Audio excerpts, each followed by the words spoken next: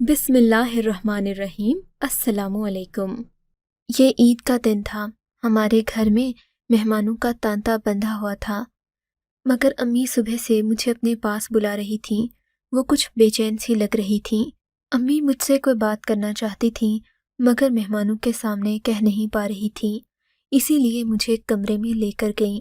मैंने पूछा, अम्मा क्या बात है, सुबह से मुझे बुला रही हो, सहेलियों के साथ भी बैठने नहीं दिया। अम्मा ने मुझे अपने पास बिठाकर राजदारी वाले अंदाज में कहा, बेटी तुमसे एक बहुत ज़रूरी काम है, कर लोगी तो तुम्हारी एहसानमंद रहूंगी, तुम्हारी हर बात मानूंगी। अच्छा अम्मा बताओ क्या बात है, मैंने मुंह बनाकर कहा। बेटी तू जानती है ना, गली के नुक्कड़ पे एक फ़कीर बैठा रहता है, वही जिसने अपना चेहरा एक तरफ से ढांपा होता है। उसके बाल गंदे मैले से हैं और सर पर एक अमामा भी रहता है। तुम्हें पता है, मैं अक्सर उसके कशकोल से कुछ न कुछ लेती रहती हूँ। हाँ गंदा मैला फ़कीर। बेटी ऐसे मत बोल, ये लोग अल्लाह वाले होते हैं, इनकी बद्दुआ नहीं लेना चाहिए। अम्मी ने मुझे समझाते हुए कहा। ठीक है अम्मा, नहीं कहूँगी, लेकिन तुम क्या चाहती हो, मैं जाकर उस फ़कीर के कशकोल से तुम्हारी तरह पैसे निकालूं? नहीं बेटी, ऐसा नहीं कह रही। तुम ये लो। खाकी रंग का लिफाफा अम्मी ने मेरे हाथ में थमाते हुए कहा, इसे जाकर उस फ़कीर के कशकोल में डाल दो। देखो ना, हमेशा हम ही उसके कशकोल से पैसे निकालते रहते हैं, वो बेचारा तो बोलता भी नहीं है। अभी हमें उसकी मदद करनी चाहिए। तुम जाओ, मैंने कुछ रुपए तुम्हें दिए हैं, जाकर उसके कशकोल में डाल देना। ठीक है अम्मी, अभी जाती हूँ। मैं उठकर खड़ी हो गई। सुनो बेटी, अम्मी ने जाते जाते मुझे रोक लिया। इस लिफाफे को खोलकर मत देखना, वरना फ़कीरों की बद्दुआ लग जाती है। अम्मा ने मुझे डराया। मैं मोहतात होकर घर से निकल गई, मगर सहन में ही बड़े चचा मिल गए। इन्होंने जो मेरे हाथ में ये खाकी लिफाफा देखा तो हैरान होकर बोले, बेटी तुम कहाँ जा रही हो, वो भी ईद के दिन? चचा जी, वो मुझे अम्मा ने फ़कीर के पास भेजा है, बस उसी को ये लिफाफा देने जा रही हूँ। अम्मी कहती हैं कि फ़कीरों को फितराना देना चाहिए, शायद वही दिया है। मैंने कदम आगे बढ़ाए तो चचा ने मुझे रोक लिया। बेटी तुम खुद क्यों जाओगी? जाओ, जाकर अपनी माँ से कह दो कि चचा ने मुझे किसी काम के लिए बुला लिया है, वो खुद जाकर उस फ़कीर को ये रुपए दे के आए। चचा ने मुझे मशकूक नज़रों से देखते हुए कहा। चचा ने मुझे अपनी बेटियों के साथ खेलने के लिए भेज दिया। मैं भी खुश होकर अम्मा को लिफाफा देकर वापस लौट आई। अम्मा ने उसी वक्त मुझे गुस्से भरी निगाह से देखा और खुद काली चादर ओढ़कर बाहर आ गई। इधर उधर देखा, मैं भी अम्मा के आसपास ही घूम फिर रही थी। घूमने फिरने घर से निकल पड़ी। एन उसी वक्त मैंने देखा, अम्मा ने भी अपनी चादर दुरुस्त की और वहां से निकलती बनी। मुझे अच्छा लग रहा था कि हमारे साथ साथ अम्मा भी दरवाजे से बाहर आ गई हैं। अम्मा के होते मुझे सहारा रहता था। इत्तेफाक से अम्मा भी उसी रास्ते जा रही थी जिस रास्ते मैं और मेरी सहेलियां जा रहे थे। हमने देखा कि कुछ फासले पर चचा भी हमारे पीछे पीछे आ रहे हैं। मैंने चचा को पीछे मुड़कर आवाज़ देना चाही तो इन्होंने मुझे चुप रहने का इशारा किया। खुदा जाने इन्होंने ऐसा क्यों किया। मैं भी खामोश हो गई, बोली नहीं। हम दरमियान में थे, हमारे पीछे चचा जान आ रहे थे, जबकि आगे अम्मी जा रही थीं। गली के नुक्कड़ पर जाकर अम्मा ज़मीन पर बैठ गई और उस फ़कीर के कशकोल में वो लिफाफा रख दिया। उसके बाद इन्होंने इधर उधर मुड़कर देखा। उनके पीछे हम आ रहे थे और हमारे पीछे चचा जान को देखकर अम्मा का रंग जैसे जर्द पड़ गया। अम्मा एकदम उठकर खड़ी हो गईं और फ़कीर के कशकोल से वो लिफाफा निकालकर अपने हाथ में छुपा लिया। चचा आगे बढ़े और अम्मी को गुस्से भरी निगाहों से देखा, फिर उस फ़कीर की तरफ देखा जिसने अपना सर झुकाया हुआ था और वो किसी और ही दुनिया का बासी लग रहा था। चचा ने आगे बढ़कर उसका कपड़ा हटाया तो वो चीख पड़े। अम्मी को देखकर उन्होंने बुलंद आवाज में बोलना शुरू कर दिया। कहने लगे, अभी भाई साहिब को बुलाता हूँ, यकीनन उन्हीं को ये सारी बात बताना पड़ेगी, वरना मैं इस मसले का कोई हल नहीं निकाल सकता। चचा की बात सुनकर हम बच्चियां परेशान हो गईं। उसी वक्त अब्बा भी जीप पर सवार होकर उस जगह आ गए। इन सब ने उस फकीर को वहां बैठे देखा तो आग बगोला हो गए। अम्मा को बुरा भला कहते घसीट कर गाड़ी में डाला और हमें भी बैठने का कहा। हम सब डरी सहमी बैठी थीं। घर पहुंचकर चचा ने हम सबको अपने अपने कमरों में जाने का कहा। अम्मा के साथ अब्बा का रवैया देखकर मैं बहुत परेशान थी। समझ नहीं आ रहा था कि मैं क्या करूं, जबकि अब्बा शदीद गुस्से में लग रहे थे। हम लोग अपने अपने कमरे में बैठे हुए थे। बाहर से शोर की आवाज़ें आने लगीं। अब्बा और चचा को बड़ी मुश्किल से दादा अब्बू ने चुप करवाया। अम्मी चची के सीने से लगकर रो रही थीं, जबकि अब्बा बुरा भला कहते घर से निकल गए। घर में तनाव की एक कैफियत कायम थी। समझ नहीं आ रहा था कि हमारे हंसते बसते घर को हो क्या गया है। ईद वाले दिन ये बदमज़गी हो गई थी। हमारी सारी ईद की खुशियां खाक में मिल गईं। ईद इसी तरह गुजर गई। हम सब में से किसी ने भी ईद की खुशियों का लुत्फ नहीं उठाया। 1 महीने का अरसा गुजर गया। अम्मा और अब्बा में नाराज़गी बरकरार थी। यहाँ तक कि अब्बा ने अम्मा को 3 लफ्ज़ बोलकर अपनी ज़िंदगी से ही खारिज कर दिया। वो दिन हम पर बनकर टूटा जब हमें पता चला कि हमारी माँ हमें छोड़कर इस घर से हमेशा के लिए जा रही हैं। उस वक्त हमारी हालत क्या थी, ये मैं और मुहिब ही जानते हैं। मुहिब मेरा छोटा भाई था, खुद भी कम उम्र था, बात बात पर रोना शुरू कर देता। अम्मा के जाने के बाद हम दोनों बहन भाई रातों को उठ उठ कर रोते थे। अम्मा के कमरे में जाते तो अजीब सी वहशत महसूस होती। मैं अब्बा के घर पर ही पलकर जवान हो गई। यहाँ तक कि मेरे रिश्ते आने लगे, मगर मेरा दिल माँ के बगैर उदास रहता था। हम लोगों को नाना के घर जाने की भी इजाज़त नहीं थी। अब्बा ने साफ साफ कह रखा था कि इसे किसी भी सूरत में अपनी माँ के पास नहीं भेजना, वरना मैं किसी को भी माफ़ नहीं करूँगा। इसीलिए चची जान मुझे घर से निकलने ना देती। मैं चची जान की तरबियत में पलकर जवान हुई थी। चची जान मेरी खाला भी थीं, क्योंकि मेरी अम्मी और चची आपस में बहनें थीं और इसी नाम के तहत रहते थे। मगर आजकल चची ने एक माँ की तरह मुझे सहारा दिया और मेरी हर चीज़ का ख्याल रखा। इन्हीं दिनों मेरे रिश्ते आना शुरू हो गए। अब्बा को न जाने क्यों मेरी शादी की जल्दी थी। इन्होंने मेरा निकाह वाजिद से कर दिया। वाजिद अगरचे एक माकूल घराने से ताल्लुक़ रखता था और उसकी अपनी दुकान भी थी, मगर शक्ल सूरत का ख़ास नहीं था, इसीलिए मैं उसे ख़ास पसंद न करती थी। मगर फिर शादी का दिन भी आ ही गया। मैं अपनी माँ के बगैर बहुत उदास थी। चची ने मुझे बहुत सहारा देने की कोशिश की, मगर मेरे आंसू रुक नहीं रहे थे। मुझे रह रह कर अब्बा पर गुस्सा आ रहा था कि इन्होंने मेरी माँ को घर से निकाल कर अच्छा नहीं किया। आखिर मेरी माँ का कसूर क्या था?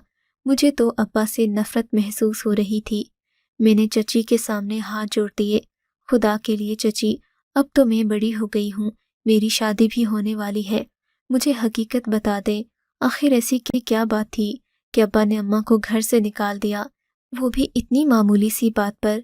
मेरी बात सुनकर चची ने मेरे आंसू पोंछे और बोली, बेटी तुम फिक्र तो करती हो, मैं समझ सकती हूँ कि तुम्हारा दर्द क्या है, मगर इस सब में सारा कसूर तुम्हारे बाबा का भी नहीं है, कुछ गलती तुम्हारी माँ की भी है।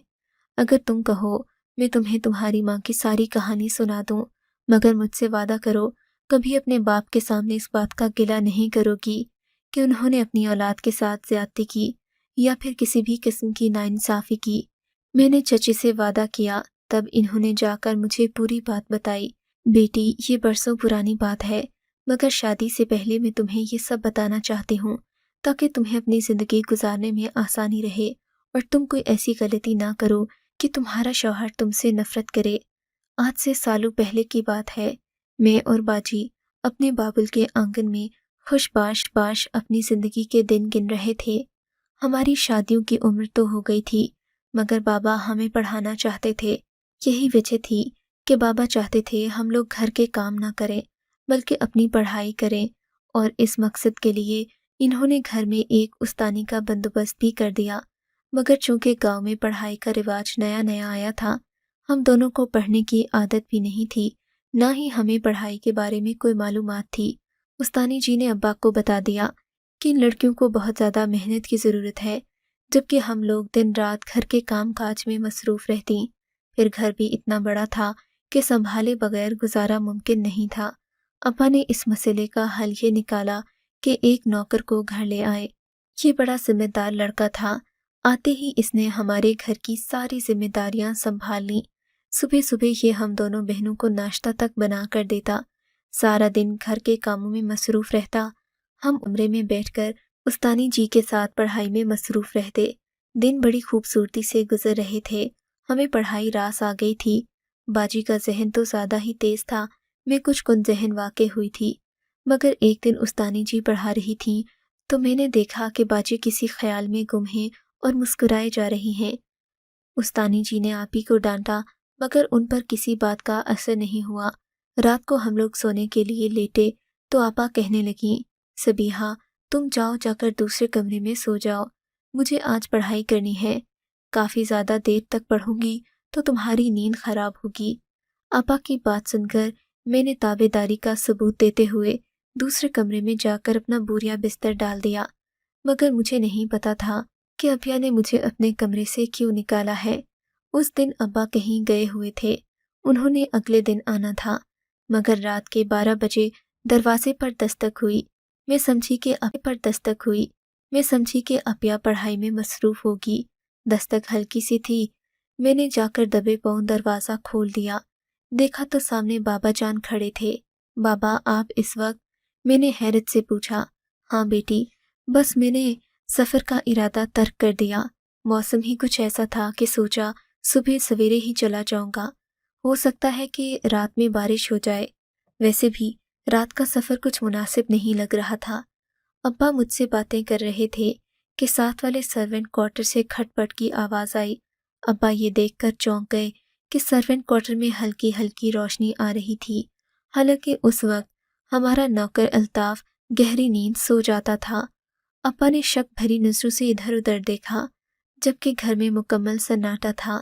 تب ابا نے بلند آواز میں الطاف کو پکارا، الطاف کیا تم سو رہے ہو؟ ابا کی آواز سن کر بھی اس نے کوئی جواب نہیں دیا۔